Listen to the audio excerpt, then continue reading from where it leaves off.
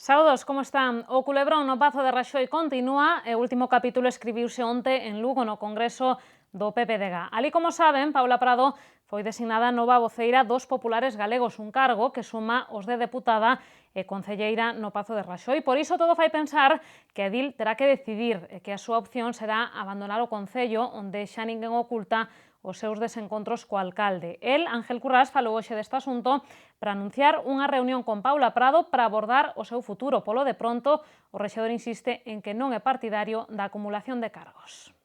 Anúncianse movementos no seo do goberno local despois de que Paula Prado fora nomeada onte como nova voceira do PPDG. O alcalde non quere adiantar acontecementos e esta mañá preferiu limitarse a felicitar a concelleira. La felicitación precisamente porque creo que Paula Prado es un reconocimiento merecido, creo que hará un gran papel como portavoz y desde luego en el Parlamento de Galicia, como también tengo que expresar el agradecimiento y la felicitación por esa inclusión como vicesecretario único del actual consejero de Medio Ambiente e Infraestructuras, Agustín Hernández. Currás non quixo confirmar a saída de Paula Prado do Concello, aínda que prácticamente se dá por feita. O alcalde limitouse a anunciar que nas próximas horas manterá un encontro ca Edil para falar do seu futuro e, de paso, reiterou que el non é partidario de acumular cargos. En todo caso, o rexedor non quere falar de crise de goberno se se consuma a marcha de Prado, pero non descarta remodelacións. Razonablemente, si Paula Prado pues abandona sus responsabilidades, repito que eso lo hablaré con ella a lo largo de la semana y lo hablaré de forma distendida, pues obviamente esas áreas hay que cubrirlas, pero eso no es una crisis de gobierno, eso es una remodelación de gobierno. Sobre as tensións vividas nas últimas semanas no Concello, o rexedor cree que son normais nun executivo que está a traballar en prol da cidade. Bueno, siempre hay tensiones en cualquier grupo que está trabajando, lo dije muchas veces, siempre hay tensiones y en una ciudad que tiene muchos problemas y que evidentemente pues es una ciudad que tiene una gran proyección no solamente en Galicia, sino en toda España. Currás nin confirma ni desminte se a renuncia de Prado se podería facer efectiva no pleno ordinario de xaneiro previsto para o día 31. Tampouco quixo entrar a valorar a decisión da concelleira de Educación Rebeca Domínguez de levar ante a Fiscalía os informes sobre o contrato con Sermasa, filial de Vendex. Como lles contamos, Edil negouse a asinar os pagos pendentes da empresa por asegurar que o documento fora falsificado polo técnico de Educación Xosé Manuel Rodríguez, imputado xunto a Edil na operación Pokémon. Pois iso en Santiago, pero en Ames as cousas pintan aínda peor. O alcalde, o popular Santiago Amor, asinou hoxe o cese de Ramón García Argibay como primeiro tenente de alcalde e concelleiro de Persoal, Reforma Administrativa, Servizos e Urbanismo. A través dunha nota, o Departamento de Comunicación do Concello de Ames anunciou a decisión que ven motivada pola perda de confianza de Amor no edil, que ata hai ben pouco foi a súa man dereita. E que García Argibay foi un dos 6 concelleiros do PP de Ames que decidiron non asistir ao pleno da Corporación da semana pasada no que se ia aprobar o Plan de Obras e Servizos. O documento fora modificado de xeito unilateral por Santiago Amor, que finalmente tivo que apoiarse no PSOE para que o POS saíra adiante. Pero os desencontros viñan dantes, dende hai xa un ano atrás. Entre os motivos da separación dos que foran amigos dende a infancia, a decisión do rexedor de compatibilizar o seu cargo co de deputado provincial e o despido de 2 cargos de confianza do Partido Popular. Iso sí, tamén hai quen entende que Ramón García Argibay está poñendo en marcha unha maniobra para quedarse ca alcaldía de Ames, sabendo que conta co apoio da maioría dos afiliados populares dese concello. E de volta a Santiago, hoxe tamén se fala dos efectos das fortes chuvias da pasada fin de semana. As consecuencias máis graves témolas na rúa de Betanzos, en concreto no número 37. Como saben, as precipitacións fixeron que se derrubara un noiro que chegou a sepultar un coche. Despois do acontecido, os veciños lembran que levaban anos reclamando a construción dun muro de contención neste punto. Os veciños do número 37 da Rúa Betanzos xa o vían vir e os seus temores confirmáronse o sábado cando as intensas chuvias do temporal Gong botaron abaixo o noiro situado carón do seu edificio. Era o último episodio dunha historia que xa ven de lonxe. No ano 2002, a constructora do inmoble comprometerase a levantar un muro de contención que despois un técnico municipal considerou innecesario. Anos despois, no 2009, o Concello obrigoulles aos veciños a facérense cargo da construción do muro, unha decisión que foi levada aos xulgados pola comunidade de propietarios. O proceso alongouse ata o ano pasado cando o xuíz lle deu a razón aos veciños e foi entonces cando o Concello encargou un proxecto para asegurar o muro. Desde el Departamento de Disciplina se deja sin efecto ese decreto del año 2009, se encarga un proyecto para ver qué es lo que hay que hacer y se realiza este proyecto. En diciembre se manda este proyecto y se encarga un RC a la Brigada Municipal de Obras. Y justo pues ha sido estos días, pues fue el 28 de diciembre cuando se le envió. Tienen que venir unas máquinas de fuera porque tienen que perforar todo el muro porque se va a poner unas cinchas de agarre. Y bueno, pues es una obra complicada con una maquinaria importante. O desmoronamento do Noiro deixou un coche sepultado baixo terra e pedras e fixo que a entrada do aparcamento estea pechada polos entullos. A zona non se poderá limpar de momento por risco de novos derrubos. Esas piedras que habían caído son de gran tamaño y aparte de muchísima tierra, están sujetando ese talud que si se quitasen pues caería pues otra parte hacia abajo, ¿no? Porque esto al final claro, es un corrimiento de tierras que suelen pasar cuando hay unas lluvias. El problema es que hay una edificación y había que haberse tomado las medidas en el año 2002, que es cuando se encarga la obra. Este técnico que dice es que sujeta el talud y que el quitarlo, aparte de suponer un peligro actuar ahora, porque hoy hace un día pues estupendo, pero va a volver a llover, es un riesgo para los trabajadores que se pusieran a hacer esa obra. O que si fixeron os técnicos de vías e obras o mesmo sábado foi construir unha gavia para que a escorrentía da auga vaya en dirección contraria ao Noiro. Unha vez rematen as chuvias, será preciso limpar primeiro a superficie e introducir a maquinaria necesaria para apuntalar o terreo. A intención do Concello é que, cando sexa posible, os veciños poidan sacar os seus coches do aparcamento. Por certo, o COBNG reclamoulle hoxe ao goberno local que avalíe os danos ocasionados pola cicloxénese explosiva. Segundo os nacionalistas, as chuvias causaron moitos problemas nas explotacións gandeiras de Santiago, que se suman ás perdas que xa veñen sufrindo nos últimos tempos. Pois así as cousas, imos ver que nos depara o tempo pros vindeiros días da man de Meteo Galicia.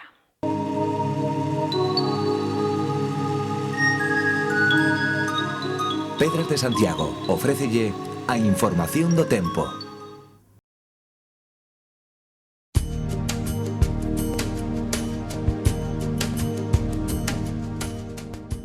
Galicia manterase mañá baixo influencia dunha borrasca, de xeito que o tempo seguirá sendo inestable. Os ceos estarán anubrados con chuvias intermitentes que serán de neve por riba dos 500 ou 600 metros. Os ventos serán do oeste pola mañá, fortes no litoral e zonas altas e moderados no resto, e pola tarde rolarán a noroeste. As temperaturas baixarán. No mércores os ceos estarán moi anubrados, con chuvias moderadas e persistentes pola mañá e máis ocasionais pola tarde. As temperaturas subirán, sobre todo as máximas, e os ventos soprarán do oeste moderados. Os ceos estarán anubrados nos xoves, pero con escasas precipitacións que serán de neve en cotas superiores aos 1000 metros. As temperaturas non terán cambios significativos e os ventos soprarán do oeste con intervalos de moderado durante a mañá.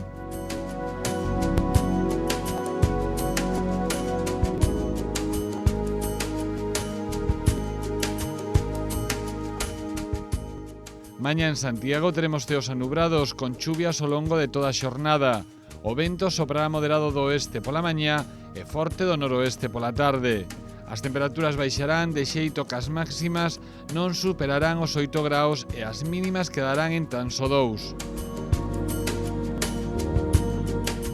Pro mércores agárdanse chuvias durante todo o día, aínda que os ceos estarán máis cubertos pola mañá. Os ventos serán frouxos do oeste pola mañá e do noroeste pola tarde, e as temperaturas subirán ata acadar máximas de 11 graus. Nos xoves teremos ceos anubrados, pero con poucas posibilidades de chuvia. Os ventos soprarán frouxos do noroeste pola mañá e estarán sosegados pola tarde. As temperaturas manteránse sen cambios, con máximas de 11 graus e mínimas de 5.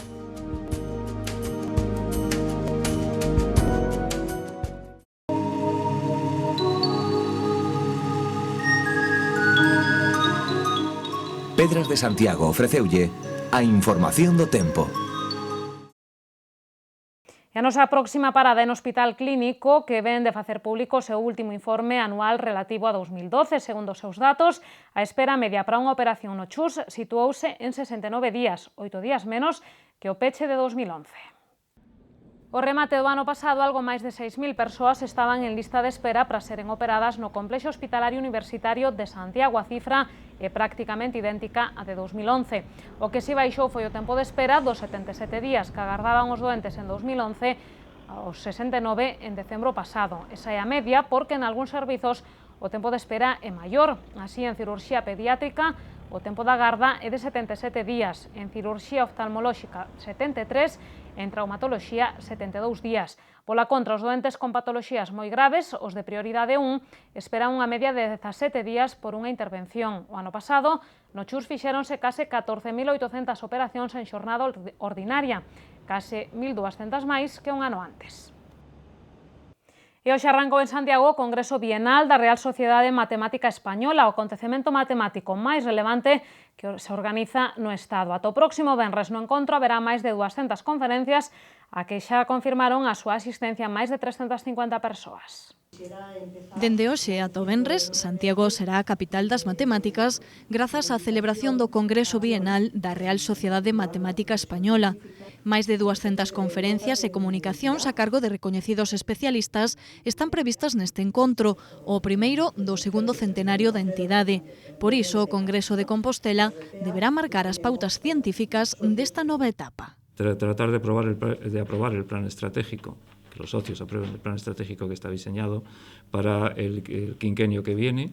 También vamos a aprobar el código de buenas prácticas de la Sociedad Matemática Europea, que está aquí su presidenta, y también vamos a presentar las actividades de la Real Sociedad Matemática Española en un programa internacional que corresponde al año 2013 y que se llama Matemáticas del Planeta Tierra. O Congreso desenvolverase na Facultade de Matemáticas. Para a súa decana é todo un motivo de orgullo que o centro acolla unha cita tan importante. Estamos seguros que é un recoñecemento ao excelente traballo que todos os membros da facultade desenvolven día a día, labor que ten contribuído a colocar a Universidade de Santiago de Compostela no destacado lugar que ocupa hoxe. Ademais das ponencias, no Congreso haberá numerosas actividades paralelas, entre as que destaca unha sesión sobre educación das matemáticas o próximo venres. Ademais, ao abeiro do encontro vanse presentar 2 libros, El teorema de Gödel, de Josep Pla i Carrera, e Análisis funcional, de Bernardo Cascales, José Manuel Mira, José Orihuela e Matías Raja.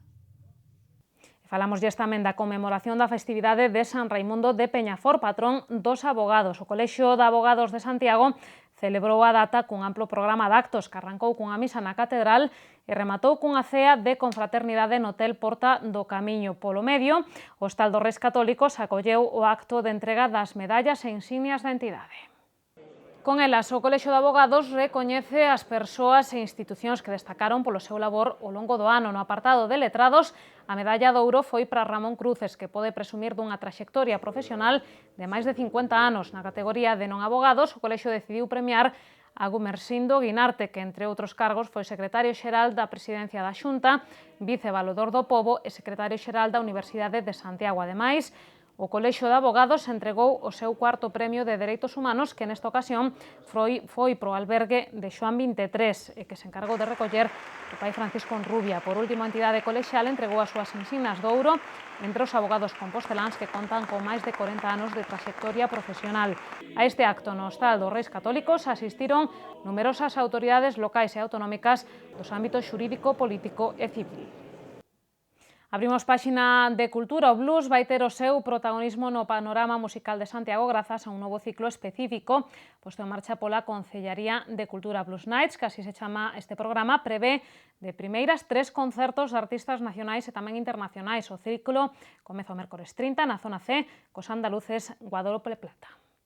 Seguindo co obxectivo de diversificar a oferta cultural, o Concello pon en marcha un novo ciclo musical que desta vez terá o blues como protagonista e é que este xénero ten forza dabondo como para ter unha programación consolidada en Compostela. Unha nova proposta, un novo ciclo pero que nace un pouco da necesidade da programación para agrupar un xénero musical que eu penso que debe ter entidade propia como tal. Hasta agora sí estábamos programando blues, viñamos programando blues, pero un pouco segundo a proposta, pois caía un pouquiño dentro do noso ciclo de jazz, dentro do Compostela Rock, dentro do íntimo e acústico, pero pensamos que merece ter unha entidade propia. O ciclo comeza o mércores 30 na zona C ca banda andaluza Guadalupe Plata. O 6 de febreiro chegarán á Sala de Bonaval os británicos de Briu e xa de cara á ascensión tocará o turno os mexicanos Mighty Calacas, que estarán acompañados do compostelán Marcos Col. Por certo que hoxe tamén se deu a coñecer unha nova proposta incluída no ciclo Compostela Rock. Trátase de Triciclo, un concerto que xa triunfou en setembro e no que se xuntan 3 bandas do panorama alternativo, unha galega, outra nacional e unha internacional. A próxima cita será este xoves con The Oscillation, Suya Gutiérrez e Lendrone. Haberá un terceiro triciclo en abril.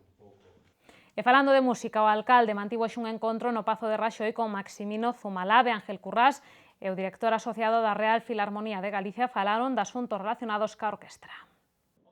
O tamén director da Escola de Altos Estudos Musicais debateu co rexedor algúns aspectos da organización derivados do nomeamento de Paul Daniel como director artístico da Real Filarmonía dende o pasado día 1. Currás agradeceulle a Zumalave o seu traballo ao longo dos anos á fronte da orquestra, convertindo a Dixo nunha das mellores do panorama nacional.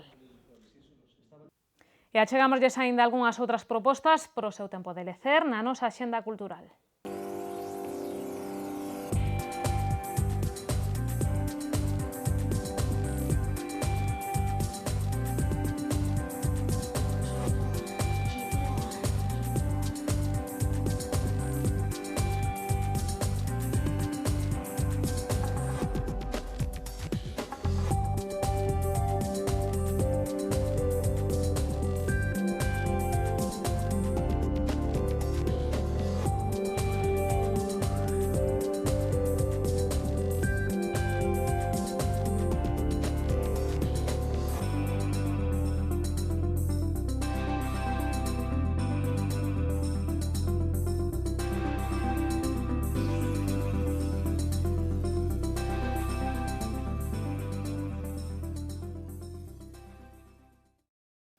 Pois ata aquí chegaron as novas doxe, non se movan que nun minuto regresamos co preguntoiro.